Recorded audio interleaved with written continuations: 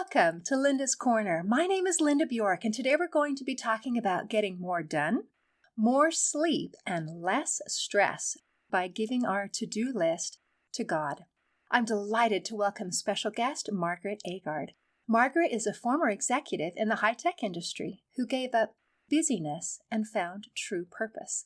She is a speaker and award-winning author of In His Footsteps.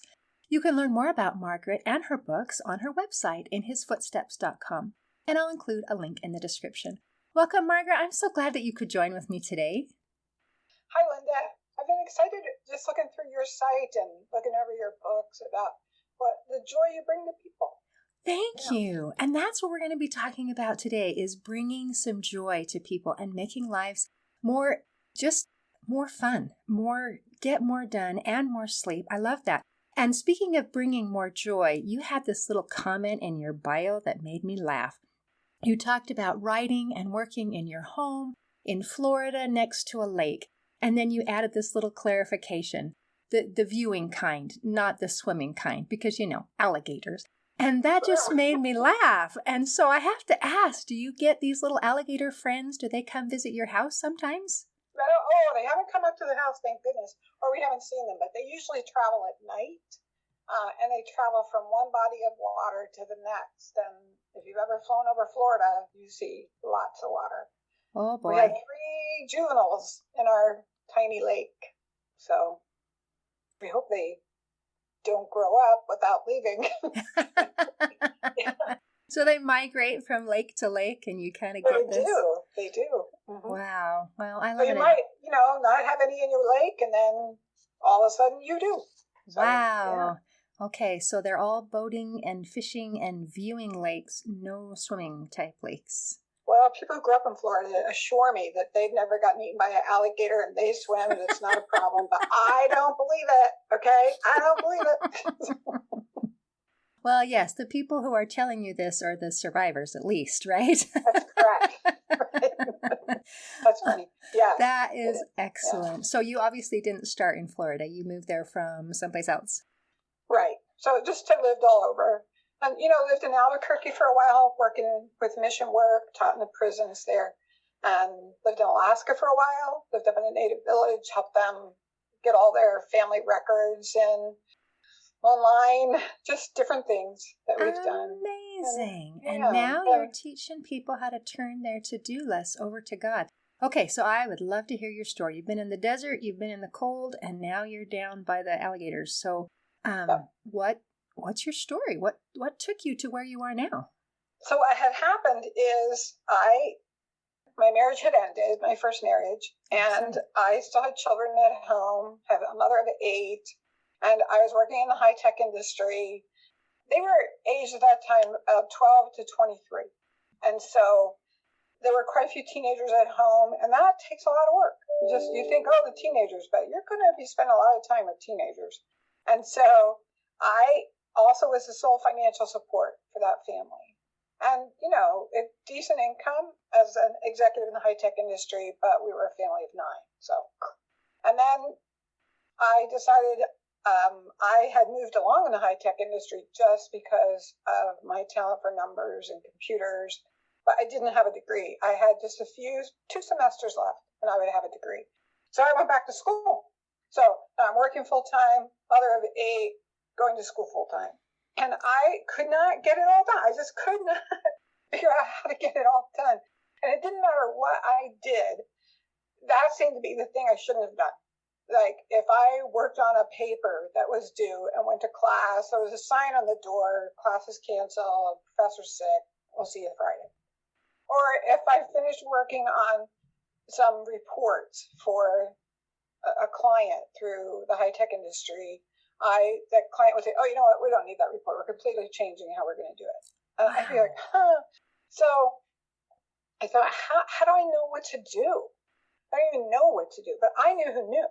And that was God. Because God, right, sees the end from the beginning. He knows what's happening in the future. So that's how it started. It actually started with me just going and saying, see this list? I don't know what's most important. And they're all important to me. So please just tell me what to do. And that's what I'll work on today. And he did. I could sit quietly with the list, and if you know how to hear that spirit, to just sit quietly. I could look at the list and think, no, I don't need to do this. I should do this. And he rearranged my list. Everything would be done if I focused only on what he said to do. I would be finished by about 8 o'clock at night and could just sit down and relax with my family. But before then, I was lucky to get 4 hours sleep a night. I'd wake up in the middle of the night, panic stricken. Oh, what have I left undone? And so I couldn't stop doing that because it was what was keeping me sane and making sure everything that needed to be done was done. What's interesting is he started adding a few things like, don't do this, don't do this, don't do this. But I want you to take some soup to the neighbor, or I'd like you to make this phone call. So eventually, as my life changed, I did get that degree. The kids were growing and leaving the house. I started thinking, I do believe this is biblical, because Christ says in John 8:28 or 9, I always have the Father with me because I do always those things that please him. I think, now how does he do that? And I think it was that. He just asked, what should I do today? Like, walk to Jericho or something. And then, I'm saying that a lot, but I read the Lord's Prayer again. And this line, our Father which art in heaven, hallowed be thy name. Thy will be done on earth the way it is in heaven. And I started thinking, well, I think in heaven, the angels come running up to God, look, I'm doing this, I'm doing this, I'm doing this. I could really use your help here, God. Or do they go to God and say, what do you want me to do today? And so my prayer changed from what do I need to do today on that list to what do you want me to do today, God? Wow. Okay.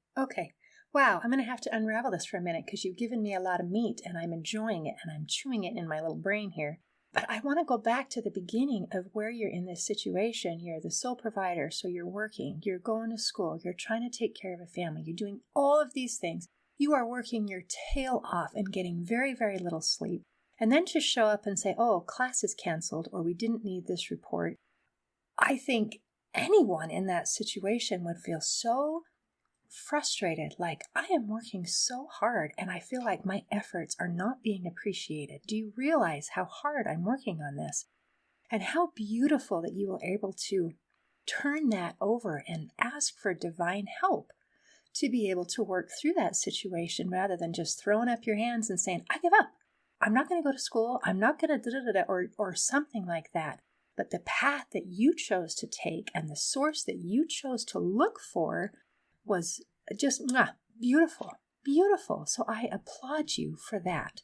And I would love to go even so with the current, what you're teaching now, do you write a to-do list and then ask, or do you turn the whole thing over and just say, what would you like me to do?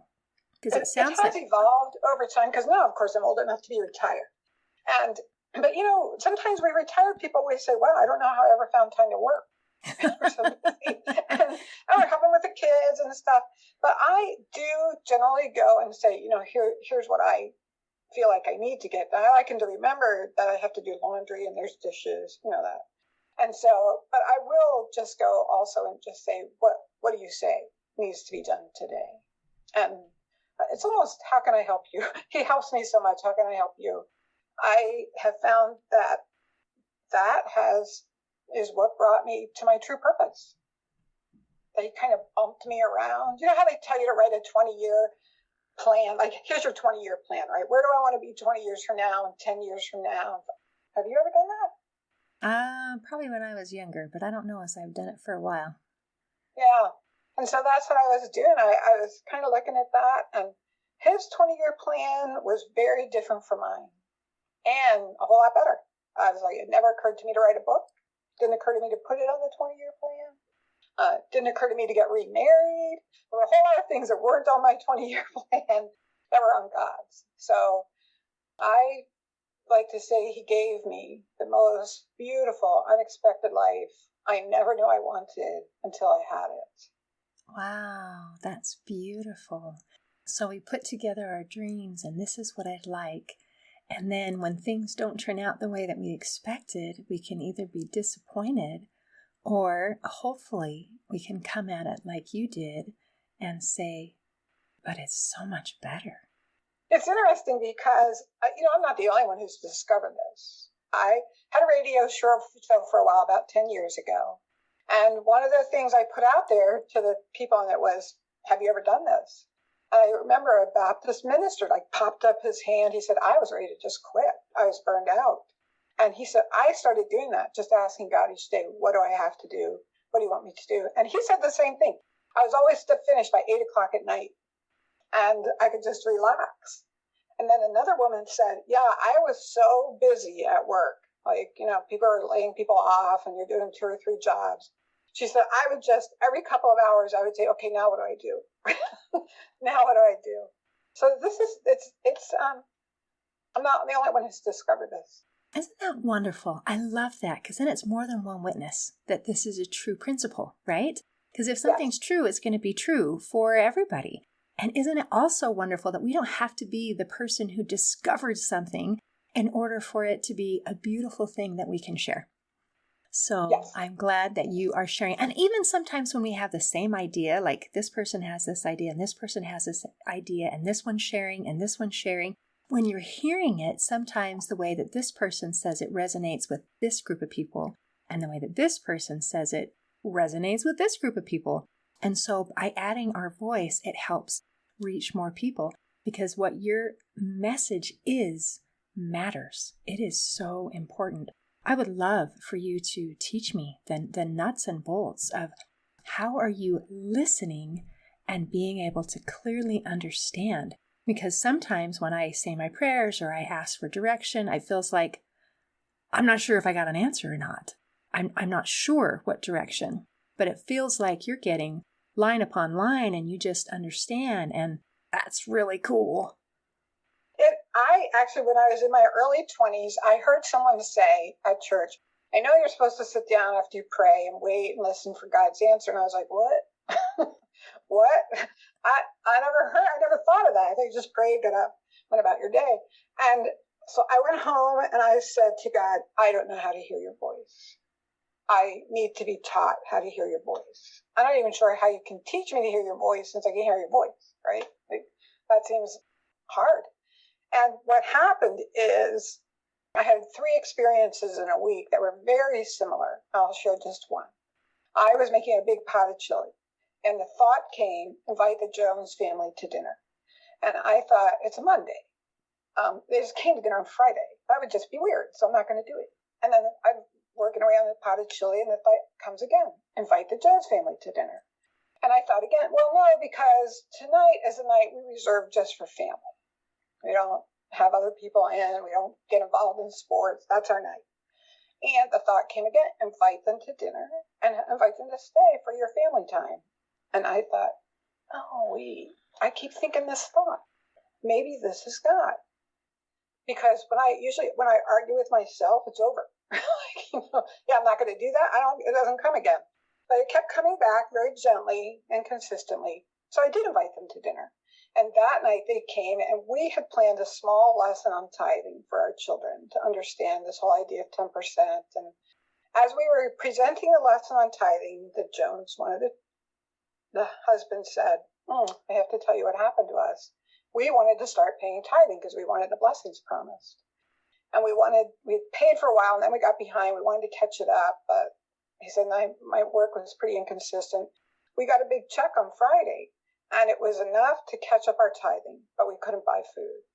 And so we had to decide, or we could pay, half our tithing, spend half on food, something like that. They were trying to figure out what to do. And the thought came to them to go ahead and pay their tithing, and all would be well. So they paid their tithing. And by the time they left church on Sunday, they had invitations to dinner every night of the week for the next week, when we get another paycheck, except for one night, Monday night. Which is like, I'm standing there making this pot of chili. And so I thought, I'm sure that was from God.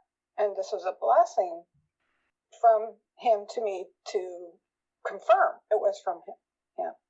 And I had 2 more experiences like that. So I had to think back, what did that feel like?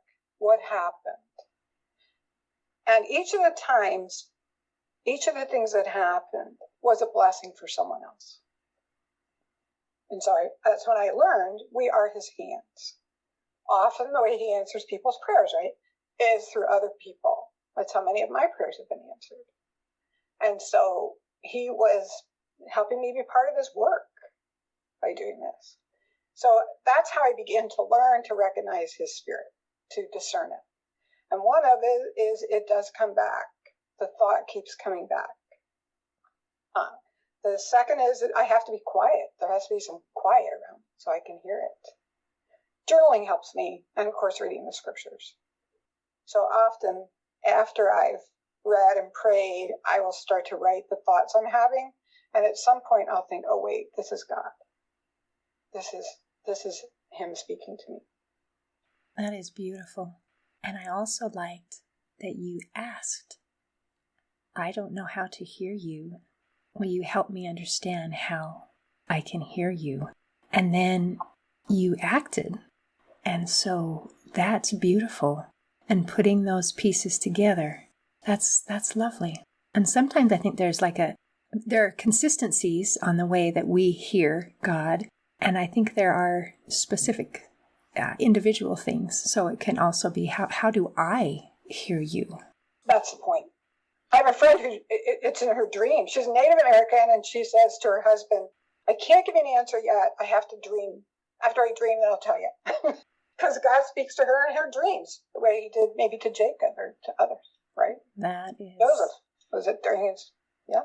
Really cool. Okay, that's beautiful. All right. So you're taking your list, and you're asking, and you're paying attention. You're making sure that there's some quiet on the outside, and hopefully some quiet on the inside, so that you can listen and hear and understand, and then you act.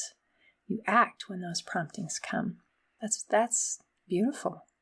And it sounds simple. It's a little tricky, I think, to do, especially if you're getting started. There's a learning curve involved. Would you say? There is. I think it's making a commitment to do it. And here's what I run into. First of all, I don't like to be micromanaged. I wouldn't have ended up an executive if I needed to be micromanaged. So I'm like, I feel like God's micromanaging me. But he will sometimes give me big projects and step away. Also, I have found that, I don't know about you, but by the time I get up in the morning, I pretty much have my day planned. I'm like ready to hit the floor and get going. So it's best if I do it at night. So before I go to bed, I kind of think about the next day and say, what do you want me to do? Which, it's interesting what happens when that happens, because sometimes it'll be call a person. And if I'm doing it at night, I'm like, tonight? No, tomorrow afternoon will be fine, things like that. Or if I've waited and done it in the morning, I'll be like, I know this woman. And because her medication, she didn't get out of bed till noon, and it's 7:30, so I'm thinking, I'll say, no, call her at 1 or something. I've had a couple experiences that I can share with that. So the other thing I think is trusting, but really that God does know. I have had times where I thought, oh, we had a business in which we shipped products. We shipped them Monday through Friday, not Saturday or Sunday. So by Monday, we had 3 days worth of orders. That's almost half the week. So Monday was a big day for us to ship. So we're up, getting ready to ship products, and I'm just before we are going about our day, I'm praying, and the answer comes, don't ship today. Look, we have a business, we're shipping. We tell people that we ship and we're shipping. So I went to the post office. It was President's Day. Post office was closed. So God really does know. You really can listen. It somehow all works out. That's what I've learned. Wow. That woman that I felt like I should call, so I've been doing this for 20 years. It's not like these things happen every day. But it was call her at 1, so I thought, okay, I'll call her at 1. As I called her at 1 o'clock, and I probably hadn't talked to her for a couple months, she sounded so upset. It almost sounded like she was in a big hallway, an airport or something. And I said, where are you? And she said, I'm in the hospital. I said, you're in the hospital? She goes, yes. The doctors just told me that that our brother has brain cancer. He didn't even feel sick. He just all of a sudden lost consciousness and fell. And she said they figure he might live maybe just a couple of months. And I said, well, my gosh, when did this happen? She said, 5 minutes ago. I was like, pardon? When did this happen? She said, 5 minutes ago. And I was just in the hallway thinking, I need to talk to someone. I wish I could talk to Margaret. And I was like, well, so what I want to say during those times, and recently I've started doing it, is let me tell you how much God loves you. Even before you prayed that prayer, he told me to call you. So. Wow. And you had that prompting, that inspiration the night before, but you were actually early that morning. I hadn't started doing it at night until that was during the time. Yes, it was early in the morning. I was like, I can't call her now. I know she's not up, but yeah. Isn't that lovely? What a beautiful thing you're doing by listening. And I love that when you're doing these things, you know that you are the hands of God. And you can feel satisfied and fulfilled, like, I did this. Or sometimes we go about our day, and if we are faithful and we want to know, have I pleased God? Have I done enough? Have I done enough? And sometimes we feel like no matter what we do, it's not enough because there's so much that needs to be done. And yet you know, without a shadow of a doubt, that what you did was enough. And that, I think, gives a beautiful feeling of peace and satisfaction that you're in line with God, that He's pleased with you. That is enough. That's true. That's true. I did ask him once why he sent me off to do this one task. I was kind of irritated. And I thought, there's like 10,000 people in this area, and I had to get to bed late, and I really like to get enough sleep, so why me? And finally, after actually a couple of years of asking the same question, he said, because I knew I could trust you to go. Oh. And so that does make me feel like, oh, God knows he can count on me, even if I'm a complaining whiner. And I think, well, I know he loves a cheerful giver, and I'm not always cheerful, but I do it, and I'm always cheerful after I do it. I'm so glad you mentioned that, because that makes it more realistic, because I think we're not always joyful to do things at that moment, or it feels like, oh, I've got enough to do, or I had another plan, or I had something else. And I like that you said that these types of things don't happen every day, because someone who's applying this or giving it a shot might think, well, Margaret gets all these really cool stories. Where's my cool stories? I did nothing exciting today, or yesterday, or the day before. That when you're sharing the things that pop out are those exciting times, but there's a whole lot of just living in between. And it's okay that we don't have to be perfect. It's okay that we don't have to feel all the feels all the time. You just keep moving. So well put. Well I love that. Yes. Yeah. Wow. Okay. So, man, I'm excited to put stuff into practice, and I'm a little bit scared. You'll love it. You'll actually love it. Right. I don't know about you, but I keep wanting to add projects, and I often think, you're going to have enough to do. Don't add new projects. And so I get to do the best. There's always good things to do. I know what I was thinking about. Church dinners. Have you ever been to a church dinner? Mm-hmm. And you help set up, help take down, and after it's over, there's all this cleanup to do. Vacuuming, trash, some dishes, putting food away. Right, the whole thing, right? Right. And it feels like what you just said. There's just so much to do. So you pick one thing, you go do it, and when you come out to find something else to do, it's all done because somebody else did something else. So that's what I have to remind myself. This is my thing. This is this message. This is my note to sing. Like you have a bell chorus. I have my one note. This is it. Give your to-do list to God. That's my note. You have a note. I have a note. That's my note. Wow. Okay. I love that. Well, let's talk about that a little bit more. That idea of service, and that there's so much that needs to be done. And there are people, myself included, who feel like, well, I should be doing it all, right? I mean, should there be anything that is good that is done that I didn't take part in? I almost feel guilty. I've come a long way from that place, but I still have a great desire. In the movie Encanto, which maybe you've seen, there's a character who says this incredible line. She says, I'm pretty sure I'm worthless if I can't be of service? And I've heard people comment on that. It said, oh my gosh, that's me.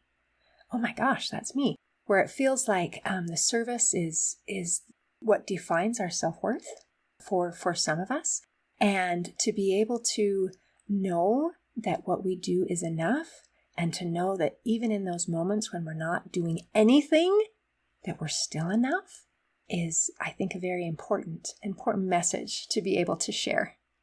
Right. And it's, God took the seventh day off and rested. We get to rest sometimes, right?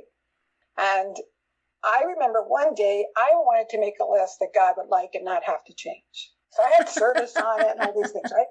And I take it to him in the morning. Here's my list.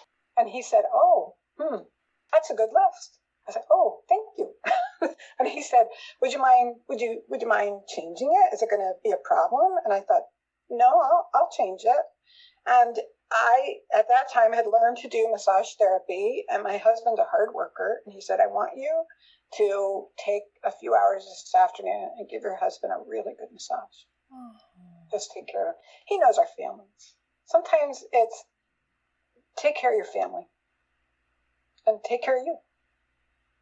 Wow. And those things count, even though they're not blasted on a billboard anywhere, that these things are quiet and they are day to day and they matter. So as we talk about relationships, you mentioned that there's a prayer that can help improve almost any relationship. What do you ask for? This is the prayer. And God gave me the prayer to pray when I had a 15-year-old son who was the most obnoxious, arrogant, demanding, critical. I was like, I love him because he's my son, but I don't like him much. And God said, here's what I want you to pray. Pray to see him as I do. And I pray this all the time, but you've prayed it. So I prayed that prayer for my son. And a few days later, really it was only a few days, I'm over at my mom's house, and this is before all the internet stuff, and she has a pile of women's magazine next to her couch, and I'm flipping through them. And I come across, like, Good Housekeeping. There's a story about a young boy who had accused a favorite coach of abuse.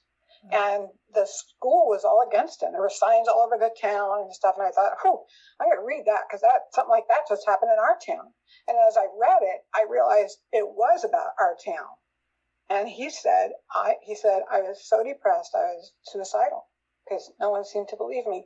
But on the bedstand next to him, he had framed a note, like a petition that only had 4 or 5 names on it. And it basically said, we believe you. We support you. And I remembered, as I've read that line, because I remember this whole thing happening, that my 15-year-old son had gone to school. As he was getting out of the car, I was dropping him off. He said, Mom, this kid is being so beat up at school. I've put together a petition for people to sign. He said, I'm going to have all the students who believe him sign this petition. And then when I picked him up that afternoon, he was upset. I said, what happened with the note? He said, the principal said we couldn't pass it around. He said he didn't want anything more being said about this in the school. We just needed to leave it alone. So he said, I and a few of my friends signed it and gave it to the boy. And so as I read that article, I thought, this is who God sees. This is who God sees. Wow, that is beautiful. And that makes all the difference. Wow. Well, thank you. That's kind of an amazing story, but sometimes it's not quite like that. Sometimes I'll just be having a conversation with someone and it completely changes how I see them. Just they say certain things or I see them doing something. Just praying that prayer, help me to see this person as God does. It has strengthened my marriage. Sometimes when my husband and I are praying, if we have been sort of at odds with each other, not getting along as well as usual, or even just distant, we'll begin to pray that prayer and always come closer. That is amazing. And isn't it interesting that this is not about magically sending this miracle to change the other person into what we wanted them to be? It actually doesn't have anything to do with the other person. It has everything to do with how we see the other person. And that changes things. It changes how we feel, and it can also change the way that they behave. But the primary thing is it changes how we feel, how we show up. So that is perfect. Amazing. So quick to pick up on that. Like, it's true. It doesn't. The other person never changes. It's you. Yeah. Yeah. Sometimes that's frustrating. You think, why am I always the one that has to change? And it's because I'm the one that I'm in charge of. I'm the only one that I can change. So if I want anything to change, I got to look right here. So if I'm satisfied with everything, then no worries. But if I want a change to take place, I'm the one that I have the power to change. So, Linda, could I insert this? Because I just feel this prompting that there's someone listening today who might be in a situation of abuse. And what they hopefully will hear from God is, you need to go. You need to be safe. That to pray that prayer in a situation where you're not safe might, the way he might help you see it is, as much as I love this abuser, and God does, you need to be safe. Thank you. It brings tears to my eyes because I feel that what you're saying is true. I mean, not only that the situation is true, but that needed to be said at this time. So I really appreciate you speaking up and making that point.